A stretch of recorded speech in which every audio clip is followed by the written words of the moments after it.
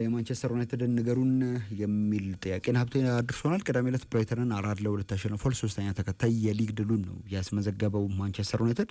ትናንትና ወደ ተደረጉት ጨዋታዎች እንለፍ። በዚሁ የእንግሊዝ ፕሪሚየር ሊግ የ9ኛ ሳምንት ጨዋታዎች ትናንትና ቀጥለው ተደረገው ነበር። ኤምሬትስ ላይ አርሰናል ከክሪስታል ፓላስ ጋር ያደረጉትን ጨዋታ አርሰናል የበረቻይዜ የመጀመሪያው አጋማሽ ወደ ማብቂያው ሲሆን ባገባው ጎል አሸንፎ ወጥቷል። ከጨዋታው ጅምር አንስቶ አርሰናል ኳስን በከፍተኛ መጠን በመቆጣጠር ግን ደግሞ ቁጥጥሩ ይህ በክሪስታል ፓላስ አደገኛ የመከላከል ቀጠናዎች ወይም ደግሞ በአርሰናል አደገኛ ማጥቃት ዞኖች ውስጥ ሳይሆን በአብዛኛው በራሱ ሜዳና በሁለተኛው ሜዳ ክፍል ማለትም ይሄ መሀል ሜዳ አካባቢ በሆነ መንገድ ነበር ኳሱን ሲቆጣጠር እና ደግሞ ወደ ክሪስታል ፓላስ የጎል ክልል ዝግ ባለ መንገድ ነበር ለመሄድ ሲሞክሩ የነበረው። በተቃራኒው ደግሞ ክሪስታል ፓላስ እጅግ በጣም ባነሰ የኳስ ቁጥጥር ካልተሳሳትኩ እንደው 30% አካባቢ በሚሆን የኳስ ቁጥጥር ግን ደግሞ በሚታወቅበት ፈጣን ሽግግሮች ወደ አርሰናል የጎል ክልል ለመድረስ ብዙ ጥረት ያደርግ ነበር። እንዲያውም በመጀመሪያው አጋማሽ ብቻ የምንመለከተው ከሆነ የክሪስታል ፓላስ ተጫዋቾች በተሻለ ወደ አርሰናል የጎል ክልል ደርሰው ነበር።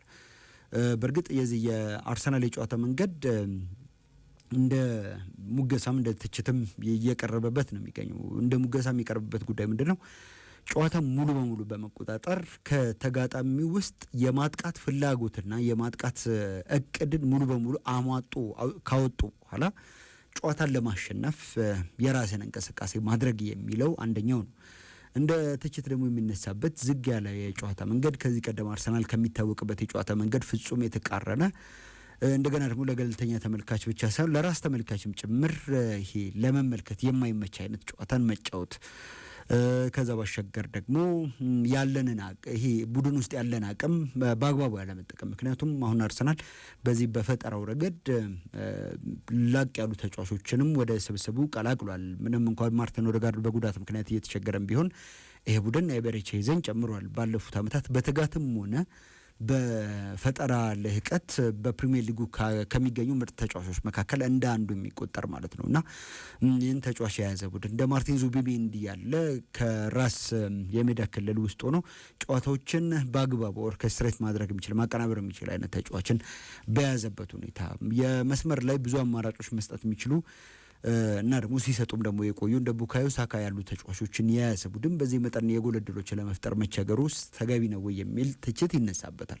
እነዚህ ሁለት ጽፎች እንዳሉ ሆኖ አርሰናል በማሸነፍ መንገዱ ቀጥሏል። አፍተሮል የትንፍጭው ዱቄቱን አምጪ ነው አይደል? ቢሉስ እግር ኳስም ደግሞ እንደዛ ሆኗል። የምትዳኘው በምታደርገው እንቅስቃሴ ሳይሆን ያ እንቅስቃሴ ምን አይነት ውጤት ይዞልህ መጣ በሚለው ነው፣ በውጤቱ ነው የምትዳኘው። እና በዛ መንገድ ከሆነ አርሰናል እጅግ በጣም ስኬታማ የሆነ ጊዜ ነው እያሳለፈ የሚገኘው። 39ኛው ደቂቃ ላይ ዴክላን ራይስ ከቅጣት ምት ያሻማውን ኳስ በትክክል ከሳጥን ሳይወጣ ቀርቶ ጋብሪኤል ማጋሌሽ ያወረደለትን ኳስ ኤቤሬቺዜ የቀድሞ ክለቡ ላይ ያስቆጥሯል። ለክሪስታል ፓላስ በዚህ ውድድር ዓመት የአንድ ፕሪሚየር ሊግ ጨዋታ አድርጓል። የመክፈቻ ጨዋታውን ከቼልሲ ጋር ፓላስ ባደረገ ጊዜ እንደውም በዛ ጨዋታ ላይ ተጫውቶ ጎል ሁሉ አግብቶ ነበር ከቅጣት ምት። ነገር ግን ጎሉ ተሽሮበታል። ከዛ በኋላ ነው ወደ አርሰናል ዝውውሩ የተጠናቀቀው እና ግን ትላንትና ያ የቀደመ ቡድኑ ላይ አምኑበት እድል የሰጠው ቡድኑ ላይ ጎል አግብቷል።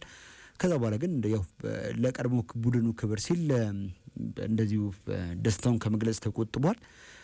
የመጀመሪያው አጋማሽ ሲጠናቀቅ ዊሊያም ሳሊባ እንደገና ደግሞ ጨዋታው ሲጠናቀቅ እንደ ዴክላን ራይስ ያሉ ተጫዋቾችም በጉዳት ምክንያት ወይም ደግሞ መጠነኛ ጉዳት አጋጥሟቸው በሚመስል መልኩ ጨዋታውን አልጨረሱም ወይም ደግሞ ጨዋታውን አቋርጠው ወጥተዋል።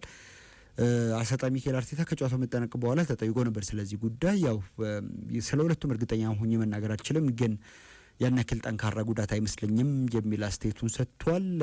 አሰልጣኝ ኦሊቨር ግላስነር ራሳቸው በጣም ጥሩ የሚባል ዌል ስትራክቸርድ የሆነ ቡድን የሰሩ አሰልጣኝ ናቸውና ከጨዋታው መጠናቀቅ በኋላ ለአርሰናል የነበራቸው አድናቆት ከፍተኛ ነበር። በጣም በደንብ የተደራጀ በመከላከሉም ሆነ በማጥቃቱ ረገድ ጥሩ ሊባል የሚችል እንደገና ደግሞ ያወጣውም ወጪ ያልባከነበት አይነት ቡድን ነው እና በአውሮፓ ከሚገኙ ምርጥ ቡድኖች መካከል አንዱን ነው የገጠምነው እና መሸነፋችን ያን ያክል የሚገርም አይደለም የሚል ሀሳብን ሰጥቷል። ግን በአግባቡም ደግሞ አርሰናልን የፈተነ ቡድን በትናንትናው ጨዋታ ላይ አሳይተዋል። አርሰናል ዘንድሮ ብዙ ነገሮችን እያረመ መጥቷል። ያለፉት አመታት ላይ ከመሰል ጨዋታዎች እንደ ክሪስታል ፓላስ እንደ ፉልሃም እንደ ኒውካስል ዩናይትድ ካሉ ቡድኖች ጋር በሚያደርጋቸው ጨዋታዎች ላይ የሚጥላቸው ነጥቦች ነበሩ ከዋንጫ ሲያራርቁትም የነበሩ ድምር ነጥቦቹ እና ከነዚህ ቡድኖች ባለፉት አመታት ማግኘት ከነበረበት የመጨረሻዎቹ 12 ነጥቦች መካከል ያገኘው ሁለቱን ነጥቦች ብቻ ነበር። ዘንድሮ ግን ከነዚህ ቡድኖች ማግኘት ከሚገባው 12 ነጥቦች መካከል 12ቱንም አሳክቷልና በደንብ የዋንጫ ቡድን እየሆነ እንደመጣ ማሳያ ነው። በዛ ላይ የእንግሊዝ ፕሪሚየር ሊግ አሁን ባለው ፎርማት መደረግ ከጀመረ ጊዜ አንስቶ 700ኛ የሊግ ድሉ ላይም ደርሷል። እናም አሁን ከቀሪው ምድብ ወይም ደግሞ ከቀሪው ክለቦች በአራት ነጥብ ቢያንስ በአራት ነጥቦች ርቆ ሊጉን እየበራ ነው የሚገኘው። እስካሁን ድረስ ባደረጋቸው ጨዋታዎችም ሶስት ጎሎች ብቻ ናቸው የተቆጠሩበት እና እጅግ በጣም ጠንካራ የመከላከል ውቅር እንዳለውም ሌላ ማረጋገጫ የሆነ ጨዋታ ነበር። ሌሎችም ጨዋታዎች እንደዚሁ ነበሩ ትናንትና የተደረጉ። አስቶን ቪላ እና ማንቸስተር ሲቲ ያደረጉትን ጨዋታ አስቶን ቪላ 1-0 ሲያሸንፍ ማቲካሽ 19ኛው ደቂቃ ላይ ጎል አግብቷል። የማንቸስተር ሲቲ የ9 ጨዋታዎች ያለመሸነፍ ጉዞ ትናንትና ቪላ ፓርክ ላይ ተገጥቷል። ቪላ በሜዳው ሲቲን ለሶስተኛ ተከታታይ ጊዜ ነው ያሸነፈው። ከአርሰናል ጋር የነበረውን የነጥብ ልዩነት አስጠብቆ መቀጠል ይችል ነበር ማንቸስተር ሲቲ ወደ የ3 ነጥብ ልዩነቱን ግን ያ ሳይሆን ቀርቷል። አሁን ላይ በ16 ነጥቦችና 10 ጎል 5ኛ ደረጃ ላይ ነው የሚገኘው። በአስቶን ቪላ ደግሞ በ15 ነጥቦችና 1 ጎል ክፍያ 8ኛ ደረጃ ላይ ይገኛል።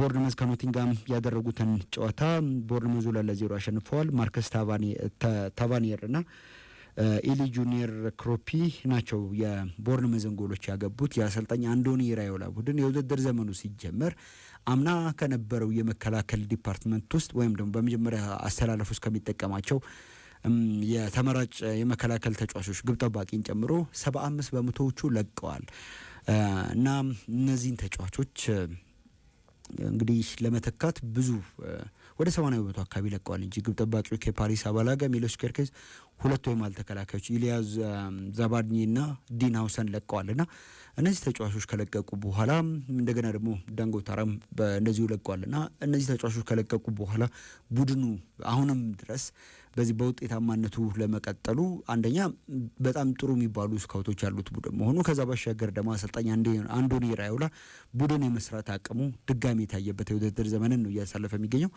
አሁን በጣም ጥሩ የሚባል ውጤትን እያስመዘገበ ከሊጉ በመሪዎች ተርታም የሚገኝ ቡድንን ሰርቷል። በወልቭስና በርንሊ ያደረጉትን ጨዋታ በርንሊ 3-2 አሸንፈዋል። ዮርገን ስትራንድ ላርሰንና ማርሻል ሙንቴሲ ለወልቭስ፣ ዚያን ፍሌሚንግ 2 ጎሎችን ለበርንሊ አግብቷል። ላይል ፎስተርም እንደዚሁ ሌላ ጎል አክሏል። የኮሳፋ ጎረቤታሞቹ ደቡብ አፍሪካዊ ላይል ፎስተር እና ዚምባብዌ ማርሻል ሙንቴሲ፣ ላይል ፎስተር ለበርንሊ ማርሻል ሙንቴሲ ደግሞ ለወልቭስ ጎሎችን አግብቷል። ኤቨርተን በሜዳው ዲክሰን ስታዲየም በቶተናም 3-0 ተሸንፏል። ይሄ ውጤቱን ብቻ የምንመለከተው ከሆነ ቶተናም በምቾት በብልጫ ያሸነፈው ጨዋታ ይመስላል አይደል? ግን ጊየርሞ ቪካሪዮ የቶተናሙ ግብ ጠባቂ እጅግ በጣም ወሳኝ የሚባሉ ኳሶችን ሲያደን የነበረበትና ኤቨርተንም በጣም ብዙ ጫናዎችን የፈጠረበት ጨዋታ ነበር። 2 የቆሙ ኳሶችን ሚኬ ቫንተቬን ወደ ጎልነት እንደዚህ ቀይረዋል። ፓፕ ማታሰርም ሌላ ጎል እንደዚሁ 89ኛው ደቂቃ ላይ ካገባ በኋላ ነው እንግዲህ አሰልጣኝ ቶማስ ፍራንክ ቡድን ጨዋታውን 3-0 እንዲያሸንፍና 3 ነጥቦችና 3 ጎል ይዞ እንዲወጣ ያደረገው። ጃኮብ ብራያን 25ኛው ደቂቃ ላይ ለኤቨርተን ጎል አግብቶ ነበር፣ ነገር ግን ያገባው ጎል ተሽሮበታል። ኤል ክላሲኮን እናንሳ። በስፔን ላሊጋ የተደረገ ጨዋታ ነበር። ኪሊያን ኤምባፔና ጁድ ቤሊንጋም በመጀመሪያው አጋማሽ ባገቧቸው ጎሎች ሪያል ማድሪድ ይህንን ጨዋታ አሸንፏል። ፌርሚን ሎፔዝ በእንግዲህ ባርሴሎና አቻ አድርጎ ነበር በጨዋታው ሂደት መሀል።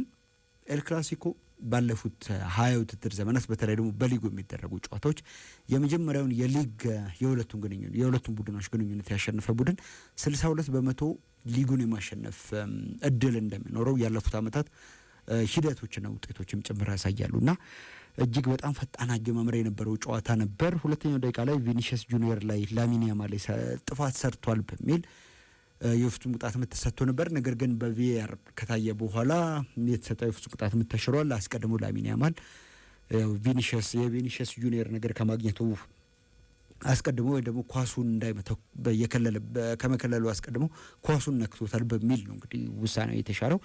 ባርሴሎና ኳሱን ይዞ ማድሪድም ደግሞ መረጋጋት አቅቶት ግን ደግሞ በፈጣን መልሶ ማጥቃት እንቅስቃሴ በእና ደግሞ የባርሴሎናን ሃይላይን ወደ መሀል ለተጠግቶ ይከላከል የነበረውን የባርሴሎና የመከላከል መስመር በኪሊያን ኤምባፔ ሩጫዎች ነበር ብሪጅ ለማድረግ የሞከረ የነበረው ወይም ደግሞ ሰብሮ ለማለፍ የሞከረ የነበረው። እናም እነዛ ነገሮች እየተሳኩ የመጡ ይመስሉ ነበር በጨዋታው የመጀመሪያ ደቂቃዎች ላይ 11ኛው ደቂቃ ላይ ድንገት ኤምባፔ ጎል አግብቶ የነበረ ቢሆንም የኳሱን ለመጨረሻ ጊዜ ኤምባፔ ጋር ከመድረሱ በፊት ኳሱን ነክቶት የነበረው አርዳ ጉሌር እንደዚሁም ደግሞ ራሱ ኪሊያን ኤምባፔም ኳሱን ከማግኘቱ አስቀድሞ ከጨዋታ ውጭ የሆነ አቋቋም ላይ ነበር እና ደግሞ ከጨዋታ ውጭ የሆነ አቋቋም ላይ ነበር የተባለው በሚሊሜትሮች ነበርና አንዳንዶች ቪአር የእግር ኳስን ውበት እያጠፋው ነው ብለው ትችት ሲያቀርቡ መሰል አጋጣሚዎችንም ጭምር ነው። ምክንያቱም ያስቆጠረው ጎል እጅግ በጣም አስገራሚ ነው። የራሱን ቴክኒክ ተጠቅሞ እንደገና የቮይቼዝኒን ከጎሉ መስመር መውጣቱን አይቶ ያስቆጠረው ጎል ነውና እንዴት አይነት የጎል አይን እንዳለውም በዚሁ አጋጣሚ ያስመሰከረበት ጎል ነበር የኪሊያን ኤምባፔ ጎል። 22ኛው ደቂቃ ላይ ግን የባርሴሎና ሃይላይን ለብቻው ሲያጠቃ የነበረው ኤምባፔ ከቤሊንጋም ያገኘውን ኳስ ወደ ጎልነት ቀይሮ ቡድኑን መሪ ያደረገ። ፌርሚን ሎፔዝ እንግዲህ ከኳስ ጋር አድቬንቸረስ የነበረው ባርሴሎና ወደ ጨዋታው እንዲመለስ 38ኛው ደቂቃ ላይ ከማርከስ ራሽፎርድ ያገኘውን ኳስ ወደ ጎልነት መቀየር ነበረበት። ግን የባርሴሎና አቻነት ብዙም አልቆየም። 43ኛው ደቂቃ ላይ ቪኒሲየስ ጁኒየር ከግራ አሻምቶት ኤደር ሚሊታው ያወረደለትን ኳስ ለኪሊያን ኤምባፔ ኳሱን ያቀበለው ጁድ ቤሊንጋም ወደ ጎልነት ቀይሮታል። እንግዲህ 3 ጎሎችን ባርሴሎና ላይ አስቆጥሯል የተጫዋች የሪያል ማድሪድ ተጫዋች ከሆነበት ጊዜ አንስቶ ተጨማሪ ጎልም እንደዚሁ አግኝቶ ነበር። ሪያል ማድሪድ የመጀመሪያው አጋማሽ ከመጠናቀቁ አስቀድሞ ኪሊያን ኤምባፔ ከጨዋታ ውጭ አቋቋም ላይ በመገኘቱ ምክንያት ተሻረ እንጂ ከኳስ ውጭ አደገኛ ሽግግሮች የነበሩት ሪያል ማድሪድ ኳሱን ይበልጥ ለባርሴሎና ሰጥቶ ይጫወት ነበር። 52ኛው ደቂቃ ላይ ኤሪክ ጋርሲያ በእጁ ነክቶ የተሰጠውን የፍጹም ቅጣት ምት ቮይቼዝኒ ያድኖበታል ኪሊያን ኤምባፔ ከመተው በኋላ። ከዛ በኋላ በሁለቱም ቡድኖች በኩል የባከኑ እድሎች ነበሩ።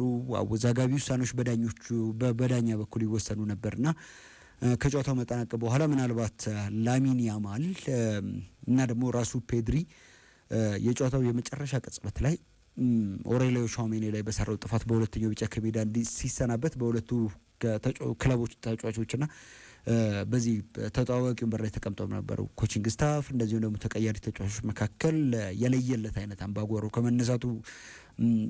መነሳቱ ነው እንጂ የዳኝነት ችግሮች ከዚህ ጨዋታ ጋር ተይዞ በአግባቡ መነሳት የነበረባቸው ጉዳዮች ናቸው እና የፔድሪን በሁለተኛ ቢጫ መውጣት ልክ እንደ ጎል ሴሌብሬት ያደርጉ የነበረው ወይም ደግሞ ደስታቸውን ሲገልጹ የነበረው የሪያል ማድሪድ ተጫዋቾች የባርሴሎና ተጫዋቾችን ነክቷቸው ነው መሰል በቀጥታ ወደ ጸብ ነው የገቡት።